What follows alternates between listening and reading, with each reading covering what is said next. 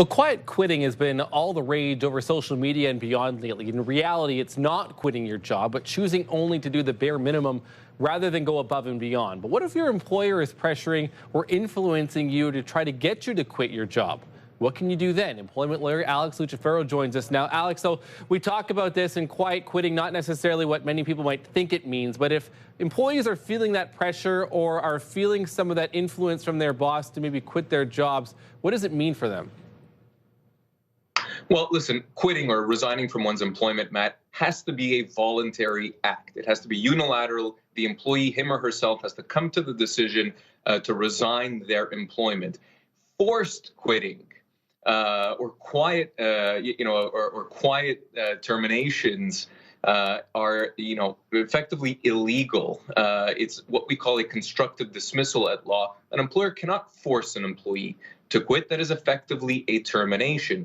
We see this in many different ways. An employer can try and change an employee's terms of employment, suggest the employee resign. There are all sorts of different ways an employer can force an employee to quit, but it's simply illegal, Matt. You cannot force an employee to quit. Again, it has to be a voluntary action. And so when people find themselves in a position like that too, Alex, or how is it distinguished to, and maybe something hard to prove, but take me through some of that process for someone who might be feeling that pressure but isn't quite sure what may be happening or how they're able to establish that?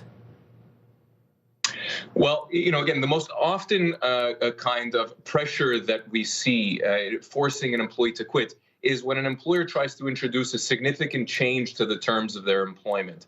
So perhaps, for example, a salesperson gets a new sales agreement for the year, and they are significantly different to the previous year in a negative way.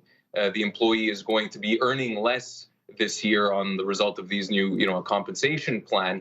That is potentially an employer trying to force an employee to accept new terms of employment, or alternatively forcing them to quit their employment. Again, it's what we call a constructive dismissal. An employer cannot make significant changes to the terms of your employment in that way. We've had examples, Matt, where an employer will just explicitly come out and say, perhaps you should resign your employment if you're not happy. Again, that's not something that an employer gets to dictate. So it can be implicit in that way by changing terms of employment, or explicit as well. So if someone has found themselves, and before I let you go, I'm going to wrap it up shortly, but if someone has found themselves in this position, what can employees do to pursue their rights in a situation like this? Well, certainly any significant changes that are happening in the workplace, employees should know that an employer cannot force a significant change to the terms of employment on you. So you should be comfortable enough saying, no, I don't agree to these changes. Certainly speaking with an employment lawyer might assist that employee.